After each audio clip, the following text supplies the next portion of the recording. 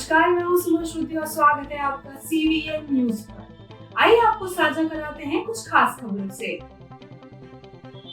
नेत्र रोगियों की नागपुर में होंगे निशुल्क ऑपरेशन। समाज सेवी संस्था रेड स्वास्तिक सोसाइटी तुमसर की ओर से विगत नवंबर माह में आष्टी ग्राम में आयोजित नेत्र चिकित्सा शिविर में चिन्हित मोतियाबिंद से पीड़ित 118 लोगों की निःशुल्क ऑपरेशन नागपुर के महात्मा नेत्र अस्पताल में किए जाएंगे।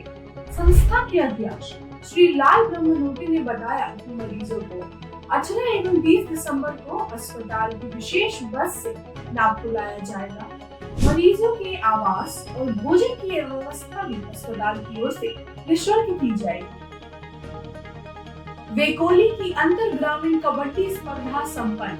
वेकोली माजरी क्षेत्र द्वारा CSR 2023-24 के तहत 3 दिवसीय अंतर ग्रामीण कबड्डी स्पर्धा का आयोजन हाल ही में महाप्रबंधक कार्यालय ग्राम कुचना में किया गया। इस अवसर पर महाप्रबंधक इलियास हुसैन मुख्य रूप से उपस्थित थे। दुनिया की सबसे बुजुर्ग महिला का 116 साल की उम्र में निधन। पसंदीदा खाना खाने के बाद ली आखिरी सांस।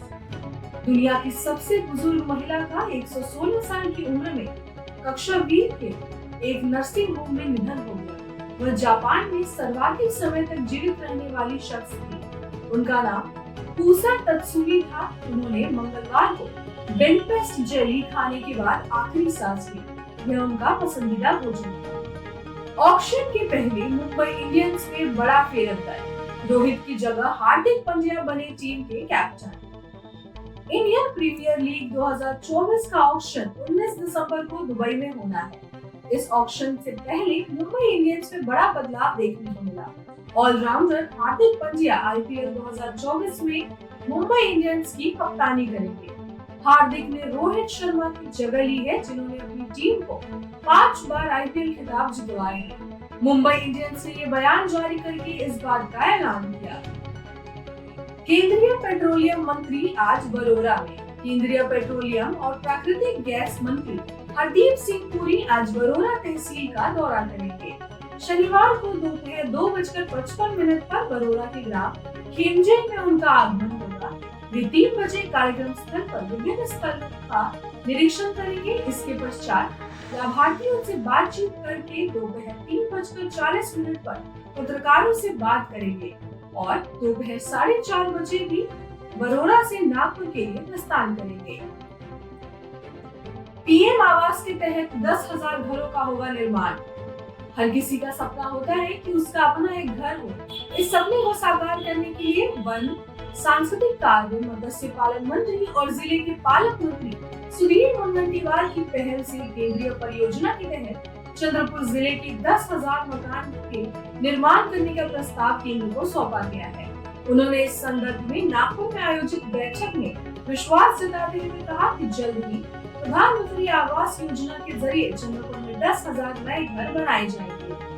बरोरा में विश्व सिकल सेल सप्ताह मनाया गया। विश्व सिकल सेल सप्ताह का उद्घाटन उप जिला अस्पताल बरोरा में किया गया। इस अवसर पर वैद्यकीय अधिकारी डॉक्टर विरुड़कर, वंदना विनोद वर्बड़े मंच पर उपस्थित थे। डॉक्टर ने अपने मार्गदर्शन में सिकल सेल बीमारी की जानकारी दी, साथ ही जीवन शैली के बारे में मार्गदर्शन भी किया। इस समय सिकल सेल रोगी की जांच भी की गई और स्कूली बच्चों के साथ चर्चा हुई। इसमें बालक बालिकाओं ने उत्साहपूर्वक भाग लिया। बल्लारशाह रेलवे स्टेशन का नाम राजा खंडकिया बल्लारशाह करें। स्थानीय बल्लारशाह रेलवे स्टेशन को राजा खंडकिया बल्लारशाह का नाम दिए जाने की मांग पालक मंत्री सुधीर को NRUCC मेंबर अजय दुबे ने की है। इस संदर्भ में रेल मंत्री अश्विनी वैष्णव को पत्र भी लिखा गया है। ऐतिहासिक तौर पर 14वीं शताब्दी में गोंड राजा खंडकिया बल्लारशाह ने बल्लारशाह बल्लारपुर नगरी का निर्माण किया था।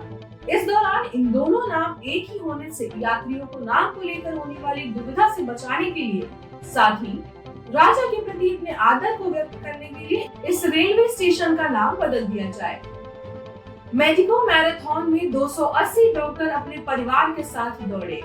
चंद्रपुर में पिछले 8 वर्षों से डॉक्टर के स्वास्थ्य को स्वस्थ और फिट रखने के उद्देश्य से IMA की मेडिको ओलंपिक के तहत मैराथन प्रतियोगिता में सैनिक स्कूल चंद्रपुर में 280 डॉक्टर ने अपने परिवार के साथ भाग लिया। डॉक्टर दूसरों के स्वास्थ्य को बेहतर बनाने का प्रयास करते हैं, ऐसे में उनके स्वास्थ्य की अनदेखी न हो, उनका स्वास्थ्य अच्छा बना रहे, इस उद्देश्य से पिछले 8 वर्षों से यह मैराथन हर साल आयोजित किया जाता है। डेंटल कॉलेज को मिलेगी सिटी स्कैन मशीन।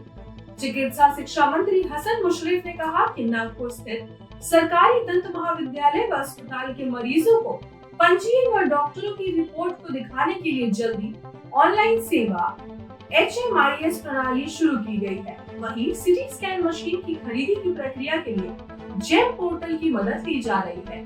2 सप्ताह में यह प्रक्रिया पूरी कर मशीन की खरीदी होगी।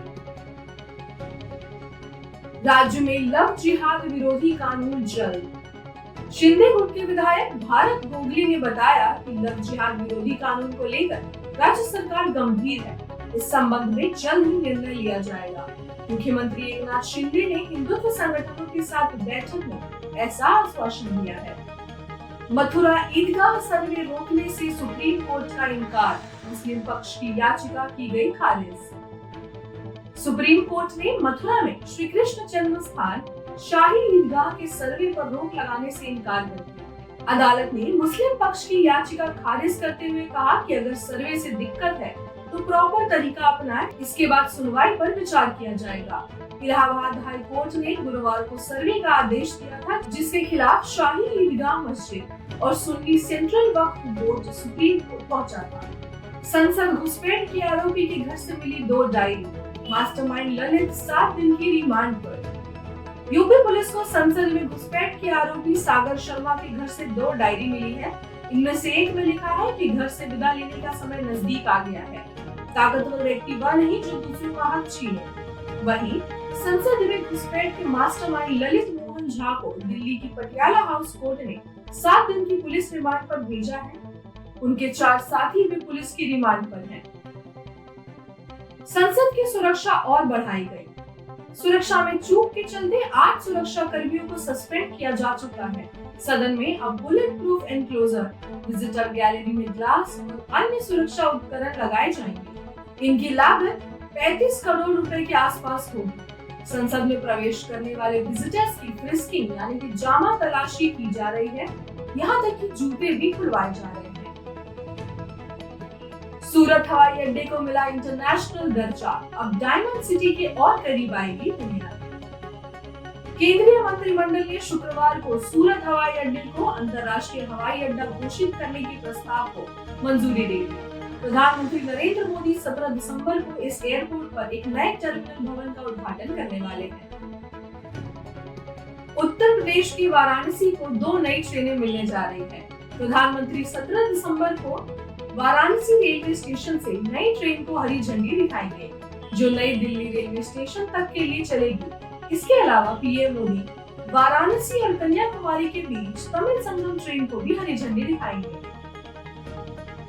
इस्लामिक देश ईरान ने भारतीयों को दिया बड़ा तोहफा, बिना वीजा के घूम सकेंगे विदेश। ईरान में घोषणा की गई है कि भारतीय यात्रियों के लिए वीजा की जरूरत को हटाया जा रहा है। एक आधिकारिक घोषणा के मुताबिक भारत वीजा छूट सूची में है, जिसमें रूस, सऊदी अरब, कतर, जापान और संयुक्त अरब अमीरात समेत 32 अन्य देश शामिल हैं। राजस्थान में सुपर एक्टिव हुए सीएम भजन लाल, पेपर लीक रोकने के लिए एसआईटी के गठन का फैसला। राजस्थान के नए मुख्यमंत्री भजन लाल शर्मा शपथ लेते ही एक्शन में नजर आ रहे हैं। उन्होंने पेपर लीक मामले में विशेष जांच समिति का गठन करने का फैसला लिया है। उन्होंने कहा कि भविष्य में ऐसी पेपर लीक की घटना न हो, इसलिए यह फैसला लिया है। ऐसी ही तमाम खबरों के लिए बने रहिए हमारे साथ और देखते रहिए CBN न्यूज़।